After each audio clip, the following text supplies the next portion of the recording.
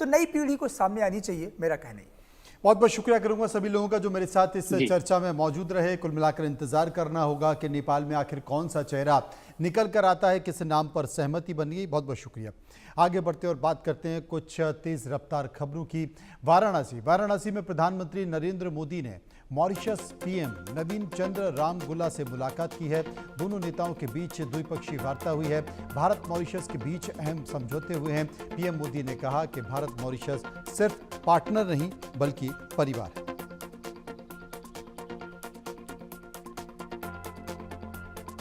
वाराणसी में प्रधानमंत्री मोदी ने रोड शो किया। लोगों ने की फूलों की बारिश। पीएम ने हाथ हिलाकर लोगों का अभिवादन भी किया।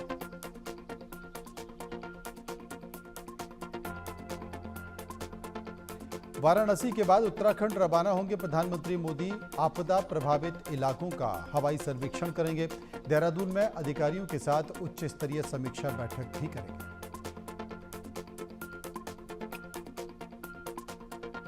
आरएसएस प्रमुख मोहन भागवत के 75वें जन्मदिन पर पीएम मोदी को बधाई का संदेश। पीएम ने भागवत के राष्ट्र निर्माण में योगदान की सराहना की। भागवत के परिवार के साथ अपने गहरे संबंधों को भी याद किया।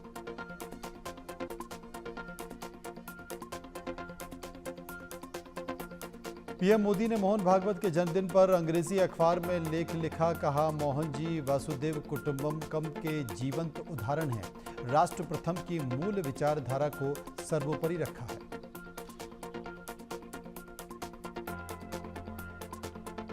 Fast track immigration fastest traveller programme का गृह मंत्री अमित शाह ने उद्घाटन किया है।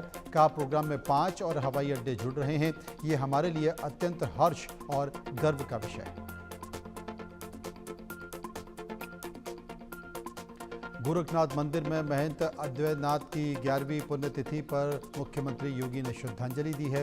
बोले, मैं पूज्य महाराज अद्वैतनाथ अपना पूरा जीवन देश और धर्म के लिए समर्पित किया है।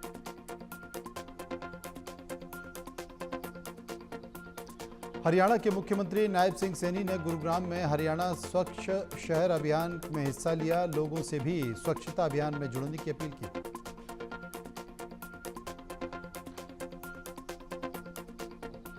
अयोध्या के गोसाईगंज से विधायक अभय सिंह ने प्रधानमंत्री मोदी को लिखा पत्र। नेपाल में फंसे अयोध्या के 8 नागरिकों की वापसी का अनुरोध किया।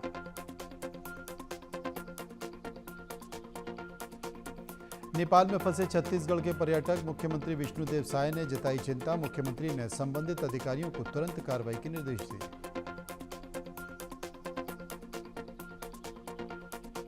रेत कलाकार सुदर्शन पटनायक ने नेपाल हिंसा पर कलाकृति बनाई। शांति की अपील भी की।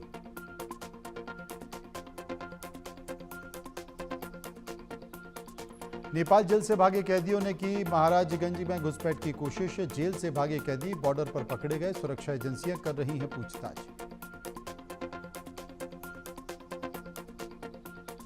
महाराजगंज के डीआईजी पहुंचे सोनाली बॉर्डर। सुरक्षा व्यवस्था का लिया जायजा। नेपाल में फंसे भारतीय पर्यटकों को लाने की पहल। राजस्थान के श्रीगंगानगर में कुख्यात अपराधियों के खिलाफ बड़ी कार्रवाई। लॉरेंस बिश्नोई सहित गोदारा समेत कई गैंगस्टर के ठिकानों पर एक साथ दबिश। चल अचल संपत्तियों की गहनता से जांच पड़ताल। दिल्ली पुलिस सेंट्रल एजेंसियों की बड़ी कार्रवाई। आतंकी आफ्ताब और सूफियान गिरफ्तार। पुलिस ने आईईडी और हथियार भी किए बरामद।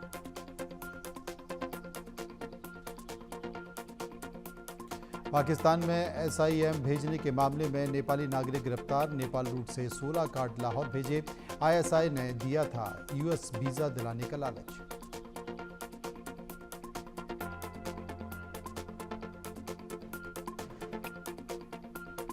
नागपुर में पेट्रोल पंप के करीब लूटी गई बड़ी वारदात। बाइक सवार 2 लुटेरों ने व्यापारी को बीच सड़क पर रोका। गोली मारकर लूटे 50 लाख।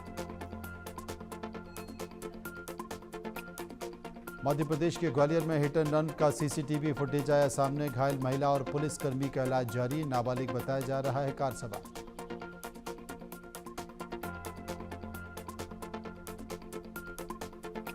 रायपुर एयरपोर्ट पर बिजली गिरने से नेविगेशन सिस्टम में खराबी। कई उड़ानें डाइवर्ट। यात्रियों को हो रही है परेशानी।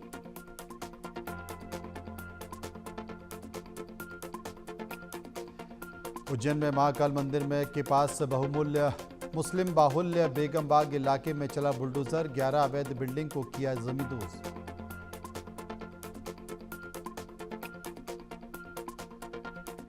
राजस्थान के अजमेर में स्पेशल टीम की बड़ी कार्रवाई, मादक पदार्थों के साथ पिता पुत्र गिरफ्तार, स्मैक और गांजा भी बरामद।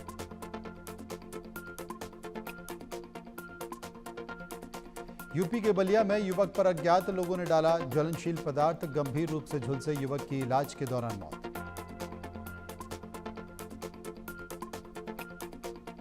झारखंड के जमशेदपुर में दिखा रफ्तार का कहर, ट्रक ने युवक को 800 मीटर तक घसीटा, गुस्साए लोगों ने सड़क पर किया बवाल।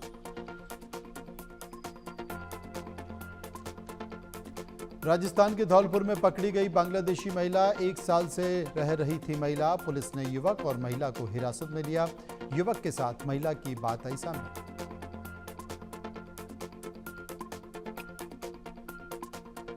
एमपी के जबलपुर में कार में बेहोशी की हालत में मिला सेना का अधिकारी, एम्बुलेंस से पहुंचाया गया मिलिट्री अस्पताल, कैंट थाना क्षेत्र का मामला।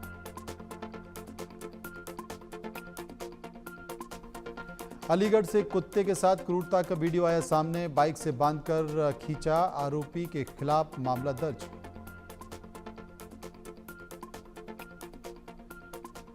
सीएफ जवान ने साली चाचा ससुर की गोली मारकर हत्या की, कोरबा में ड्यूटी छोड़कर ससुराल पहुंचा था, सर्विस राइफल से दोनों पर 2-2 गोलियां दागी।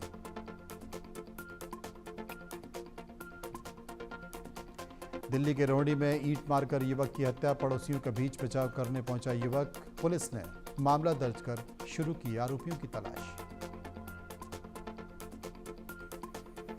छत्तीसगढ़ के पखांजूर में सुरक्षा बलों की सफलता, एक नक्सली को मार गिराया, मौके से बंदूक बरामद। नेपाल के पूर्व पीएम केपी शर्मा ओली ने बिना नाम लिए तख्तापलट के लिए भारत को दोषी बताया, कहा राम नेपाल में जन्मे थे, मैं इन बयानों से पीछे हट जाता तो मुझे और मौके मिलते। नेपाल की राजधानी काठमांडू में अगले आदेश तक कर्फ्यू जारी रहेगा, सरकार के खिलाफ प्रदर्शनों के बीच नेपाली प्रधानमंत्री ने 9 सितंबर को दिया था इस्तीफा।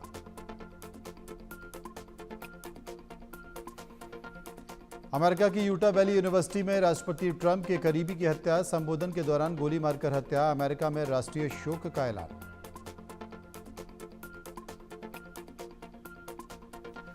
फ्रांस की सड़कों पर जबरदस्त विरोध प्रदर्शन, मैक्रों के खिलाफ सड़कों पर उतरे लोग, पुलिस ने सैकड़ों प्रदर्शनकारियों को किया गिरफ्तार। मैक्सिको सिटी में गैस टैंकर में धमाका, हादसे में 3 लोगों की मौत, 70 घायल।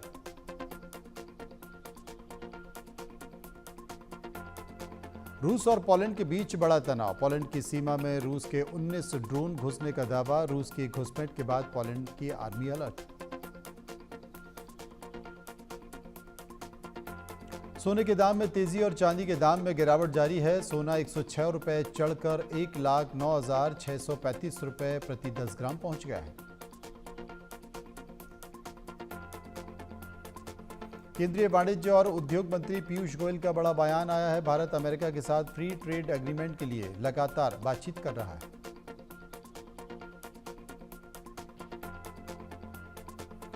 ग्लोबल रेटिंग एजेंसी पिच ने वित्त वर्ष 2025-26 के लिए भारत के ग्रोथ अनुमान 6.5 से बढ़कर 6.9% किया है, घरेलू मांग और मजबूत आर्थिक गतिविधियों की वजह से यह बदलाव किया है।